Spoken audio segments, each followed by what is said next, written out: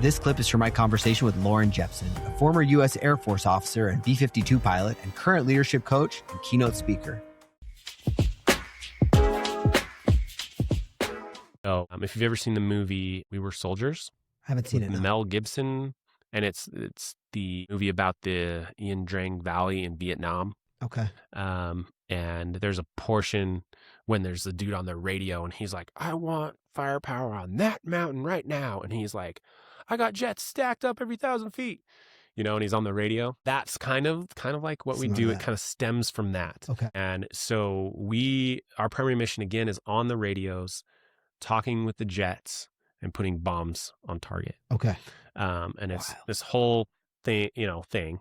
But we train to all these different modalities because we have to be able to go with whoever, right? So conventional forces, but also SEALs, Rangers, Green Berets, all of that. So we can go to all the different schools. We can go to Ranger school. We can go to sniper school. We can go to dive school. We go to air assault. We go to, like jump school, like all the things, because you need to be able to integrate Can understand, sure, with any of the forces. Like we did horse packing. So like, have you ever seen the movie 12 Strong? Yeah. And they rode horses like into Afghanistan. Like we would train with horses. We had dirt bikes. We had side-by-sides. We had snowmobiles. We had ATVs. We had, we worked with helos. We worked with That's A10s. We worked with all these things, and man, it was a blast. And you worked with all these high-speed people doing this complex high-speed mission. But man, I like that even more than flying, honestly. So when you left active duty, you said this is the group in Idaho that you were out of Idaho that you were working with. And how long were you doing that? Golly, another 9+ years, I think.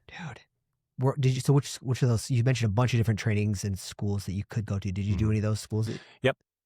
And we had dudes that did a lot of different stuff. Mm-hmm. So I went to air assault. I had opportunities to go to jump, to go to Spies and Fries, Rap Master, Rappel Master, and then be an instructor for Spies and Fries. I was a very involved officer. Mm-hmm. A lot of the officers are not involved. And that's a whole nother story on leadership and all that stuff. But I initially came to that squadron and they said there's a big divide between the officers and enlisted and we need to get this corrected. And I was like, okay, I got it. And it took years, but I kind of mended that divide. But I did that I was just involved with everything they did. I served them. I was with them. I built authentic relationships of trust. And so I was the officer that was always in the field with them. None of the other officers, well, I wouldn't say none. They wouldn't come out very often. But I was there all the time. There's something to that, just like being with somebody, like in an experience, right? Just even if you don't, like whatever the value that you bring, like there's a lot of value that you can bring by literally just being with someone in a moment, right? Yep. And you build that authentic relationship of trust. And that's what you have to do as a leader. You have to, a lot of people think, I just come in and I'm like, you just do what I say. But that's not the case, right? Yeah. You have to have that relationship of trust because especially in a military, in a life or death situation, like they have to be able to trust you that you are going to lead them and not screw them over. Yeah. And so I was out there all the time with them, doing all the things. And so the two schools you said were Spies and Fries, you said? Yeah, so that's the fast roping out of helicopters. So I did air assault, and that's rappelling out of helicopters and like sling load, stuff like that. What's a sling load? Sorry. It's where you hook stuff to the bottom of the helicopter, fly it off, Humvees and whatnot. That's pretty cool. Just like hook a Humvee to the bottom of a helicopter. It was pretty cool. For me, the sling load is like, it's learning what to do with that. But the funnest part was rappelling out of the helicopter. Is that like you said? Like you just like slide down on a rope, basicly. Like so there's rappelling and then there's the fast rope. Okay, what's the difference? So rappelling is like you're hooked in with a harness. Okay. And then you lean out and all the way to the ground. Air assault. Okay. It's a little antiquated, if you will. Okay. But it depends. I mean, they did it in Afghanistan, things like that. But then fast roping, the Spies and Fries, so there's two parts to that.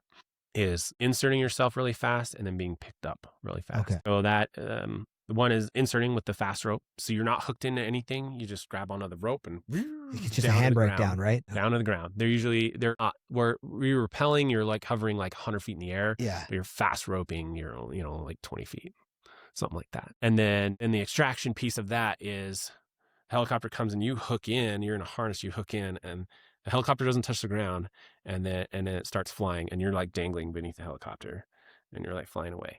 So they were going to, wild. so there was that, and there was jump school. I was thinking about going to Ranger. We had a few guys go to Ranger. But you did jump school though? But no, so I ended up, so here's the thing. Okay. I ended up going to air assault, and then later, I'm trying to think of the timelines, but COVID happened. Okay. I screwed everything up, right? Yeah. I had school slots to Spies and Fries and instructor, because I was an officer, and they wanted an officer to be the instructor or just to be able to sign off on the trainings. And so they wanted to have me go through that and be an instructor for that. So I was going to do Spies and Fries and the instructor course for that. I was going to go back to Repeller Master because I'd already done air assault. I was going to go, and they wanted to stay and do Repel Master, but I had to get back. Yeah. So I couldn't stay that 1 week. So they were going to send me back to the Repel Master. And then they were also going to send me to, COVID happened. I screwed up everything, man. And Spies and Fries is in Hawaii, man. Would have been awesome. It would have been awesome. So then that canceled all that. And then they were like, well, you can go to jump school, but you're going to have to quarantine for 2 weeks before and 2 weeks after. Oh, dude. And I'm like, what? I was like, you mean tell me, like, because jump school is 3 weeks long anyway. And so I'm like, this turns this into this crazy long thing. I was like, I'm not. Like, call me when you don't have to quarantine anymore, and I'll go to jump school. Yeah. And then, but in the meantime, I'm doing all this stuff, training, going to all these shooting schools and like a bunch of cool stuff. You know, at once COVID was kind of getting over with and going back up, and then I was ramping back up to do even more stuff. And then, and like lots of good things were happening. I was on track. They wanted me to be the commander of the squadron, but then like stuff happens. Sure. You get broken, and then is that what happened? You had a little setback, a little injury, or what? Well, so it feels like there's a story here. There's a long story. So I will just say this. So again, during COVID time, okay, right? They mandated that all the military needed to have the COVID vaccine. I was doing my homework on it. I'm like, man, this is okay. But then it came down to the point where the commander calls me up and he says, you have to get it tomorrow, or we're doing paperwork to kick you out. Wow. And I'm like, okay, well, I understand if anything happens to me, the military should take care of me. And so I was on orders. It was all documented, everything. I went and got the shot. And 1 week later, I ended up in the ER. Wow. So basically, long story short, I have like neurological damage and inflammation and all this stuff. So I got messed up from it. It's way more common than people think. Yeah. Wow. And they had like, 1,000% increase in neurological vaccine injuries in the military alone. 1,000% increase. So without going down that rabbit hole forever, so that happened. And that was kind of like the straw that broke the camel's back.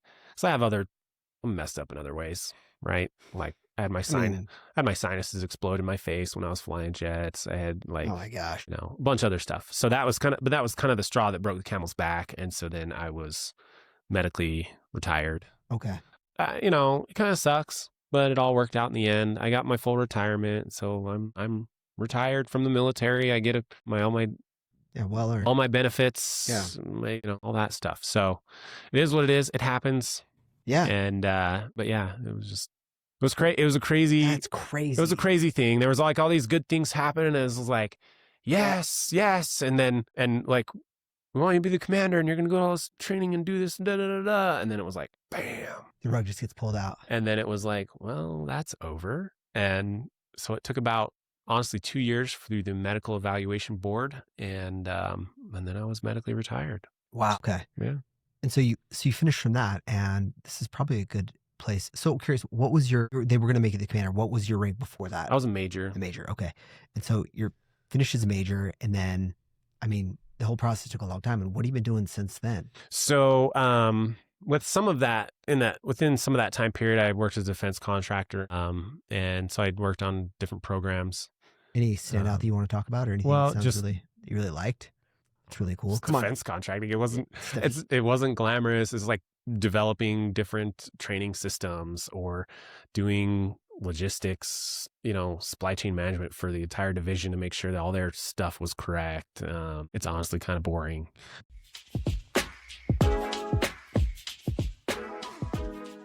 This was a short clip from the 4Fs podcast, where I sit down with founders, veterans, and executives, world-class experts that you won't hear on every other show, to talk about leadership, entrepreneurship, and personal reinvention. For the full conversation and more context, tap the link in the description or search 4Fs podcast on YouTube or your favorite podcast app. And if you're enjoying these shorter episodes, make sure to follow along so you don't miss tomorrow's clip. Welcome to the 4F, 4Fs with Jeff.